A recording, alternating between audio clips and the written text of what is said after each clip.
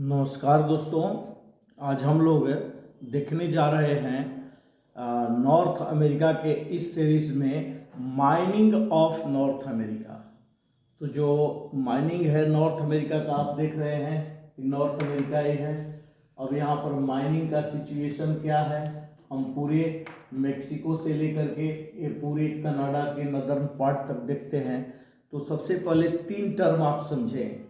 Mining को हिंदी में खनन कहते हैं। माइनिंग, मिनरल और मेटल, ये 3 वर्ड होता है। माइनिंग, मिनरल और मेटल। अब माइनिंग किसको कहते हैं? तो mining is the extraction of valuable minerals. Mining किसको कहते हैं कि माइनिंग का अर्थ होता है जो मिनरल्स होते हैं उनसे एक्सट्रैक्ट किया जाता है। तो गौर करिए, mining is extraction of valuable minerals और other geological materials from the earth. ये माइनिंग के माध्यम से जो जियोलॉजिकल मटेरियल्स होता है वो निकाला जाता है, तो उसको हम कहते हैं माइनिंग। यूजुअली फ्रॉम आयरन और फ्रॉम एन ओर बॉडी, जो क्या होता है प्रायः ओर बॉडी से ये देखने को मिलता है। लोड, वेन, सीम, रीफ और या प्लेसर जो डिपॉजिट्स होता है वहां से माइनिंग को हम प्राप्त करते हैं। इसके साथ में अब सवाल होता है कि मिनरल किसको कहते हैं? तो मिनरल्स आर सॉलिड। मिनरल क्या होता है, खनिज क्या होता है?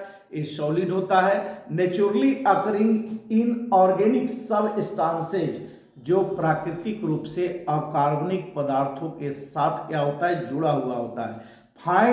Found in the earth crust, जो पृथ्वी के भूपर्पटी में स्थित होता है। They have a unique chemical composition, इसका जो रासायनिक बनावट होता है वो यूनिक होता है और इसका जो स्वरूप होता है वो क्रिस्टल स्ट्रक्चर का होता है। तो गौर करिए, ये जो स्वरूप है जहाँ पर हम देख रहे हैं नॉर्थ अमेरिका में, तो नॉर्थ अमेरिका में ये स्वरूप देखने को मिलता है हमें। अब उसके बाद में जो मेटल्स है, मेटल क्या होता है? तो मेटल्स आर एलिमेंट्री सबस्टांसेज। ये क्या होते हैं? प्राथमिक पदार्थ होते हैं, वस्तु होते हैं। सच एज, जैसे गोल्ड हुआ, सिल्वर हुआ, कॉपर हुआ, जैसे सोना, चांदी, तांबा हुआ। तो इस तरह से माइनिंग, मिनरल और मेटल होता है। माइनिंग जो है वो फिर से आप समझ लें एक्सट्रैक्शन होता है, जो कि आपको मिनरल्स का ही एक्सट्रैक्शन होता है। मिनरल्स क्या होता है? नेचुरली अकरिंग होता है, अर्थ क्रस्ट में होता है, जो इनऑर्गेनिक सबस्टांसेज के साथ होता है। और मेटल्स क्या होता है? इसका एलिमेंट्री सबस्टांसेज होता है, जिसमें कि गोल्ड है, सिल्वर है, कॉपर है, इस तरह से। तो अगर हम देखें तो देयर आर मेनली 2 कैटेगरीज।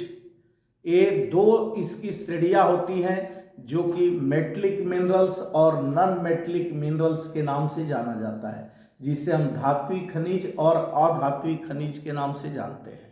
अब सवाल है कि मेटलिक मिनरल्स क्या होते हैं? तो मेटलिक जो मिनरल्स होते हैं, धात्विक जो खनिज होते हैं, आर यूजुअली हार्ड, यह प्रायः कठोर होते हैं। एंड हैव ए साइन, और इनकी एक चमक होती है। वेयर एज, जबकि non metallic minerals are not hard, जो कि अधात्विक जो पदार्थ होता है वह कठोर नहीं होता है। एंड हैव नो साइन, और इनकी चमक भी नहीं होती है।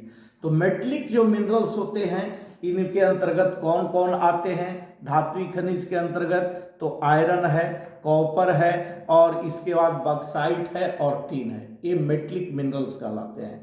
नॉन मेटलिक मिनरल्स के अंतर्गत जैसे साल्ट हुआ, नमक हुआ, कोल हुआ, कोयला हुआ, माइका, अभ्रक हुआ, क्ले हुआ, ईटीसी, ये आते हैं। अब सवाल है कि हम देखें कि नॉर्थ अमेरिका में क्या पोजीशन है। तो नॉर्थ जो अमेरिका है ये लीडिंग प्रोड्यूसर है। किस किस चीज का लीडिंग प्रोड्यूसर है? तो North America is the leading producer of coal. यह कोयला का भी क्या है? लीडिंग प्रोड्यूसर है। कोयला किसके लिए काम में आता है? यूज्ड इन एनर्जी प्रोडक्शन, जिससे हम ऊर्जा उत्पादन में क्या करते हैं? प्रयोग करते हैं।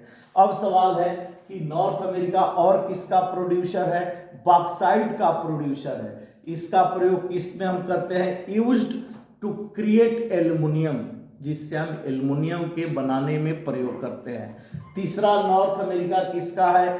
तो iron and copper. Iron and copper किसके यूज के लिए होता है? बोथ यूज्ड इन कंस्ट्रक्शन, ये दोनों निर्माण के कार्यों में प्रयोग किए जाते हैं। इसके बाद में क्या होता है भाई? तो निकिल में क्या है? नॉर्थ अमेरिका प्रोड्यूसर है। आप जानते हैं कि निकिल 90% ऑफ द वर्ल्ड्स, जो 90% विश्व का टोटल निकिल डिपोजिट है, ये केवल कनाडा में पाया जाता है। इसलिए Canada is the largest producer of nickel. तो निकेल का जो लार्जेस्ट, ये निकेल किसके लिए प्रयोग में आता है? तो स्टील बनाने के प्रयोग में निकेल का हम यूज करते हैं। तो गौर करिए, ये जो स्वरूप है, अगर हम इस पर निगाह डालें तो जो ये मिनरल्स हैं, जैसे कोयला हुआ, अब कोयला कहाँ मिलता है? तो गौर करिए, ये अपलेशियन के नजदीक मिलता है। अपलेशियन के समीप में जितने भी स्टेट्स हैं, कनाडा और यूएसए के जितने भी प्रोविंसेस आपको जुड़े हुए हैं, यहाँ पर कोल मिलता है। कोल बड़े पैमाने पर मिलता है, विशेष रूप से पेंसिल्वानिया ऑफ यूएसए के पेंसिल्वानिया में कोल का निक्षेप पाया जाता है। इसके बाद में आयरन को हम देखें, जो इंपॉर्टेंट है, तो जो सुपीरियर लेक है, देख रहे हैं ना, superior lake. So iron is mostly found near the superior lake. जो आयरन है ये अधिकतर आपको सुपीरियर लेक के सहारे मिल रहा है। अब देखिए, आयरन यहाँ पर बल्कि सुपीरियर लेक के सहारे एक आयरन माउंटेन भी है। गौर करें, इसके साथ में अब ये आयरन और कहाँ पाया जाता है? ये जो कनाडियन शील्ड देख रहे हैं, कनाडियन शील्ड के ईस्ट साइड में आपको मिलता है क्या? आयरन। तो कनाडियन साइड का ईस्ट जो है वो क्या है? तो अगर हम देखें तो अपलेशियन का नदर्न पार्ट है, और लारेंसिया का पठार, समझिए लारेंसिया पहले माउंटेन था, अब डेनुडेटेड हो गया है। तो ये जो लारेंसिया रीजन है, इस लारेंसिया रीजन में देखने को मिलता है। और ये इतना ही नहीं, iron is also found in southern Appalachians, और ये जो सदर्न अपलेशियंस जो दक्षिणी भाग है, यहाँ पर भी आयरन का डिपोजिट देखने को मिलता है। अब सवाल होता है कि कॉपर की क्या स्थिति है? तो आप जानिए, यूएसए, ये जो यूएसए है, USA is one of the largest producer of copper. ये यूएसए कॉपर का लार्जेस्ट प्रोड्यूसर है, और एरियाज इसका जो है तो ग्रेट लेक्स, जो 5 ग्रेटेस्ट लेक्स है ये है, और प्लस रॉकी माउंटेन है। इस रॉकी माउंटेन के क्षेत्र में अब 5 जो ग्रेटेस्ट लेक्स है, यहाँ पर कॉपर का निक्षेप पाया जाता है।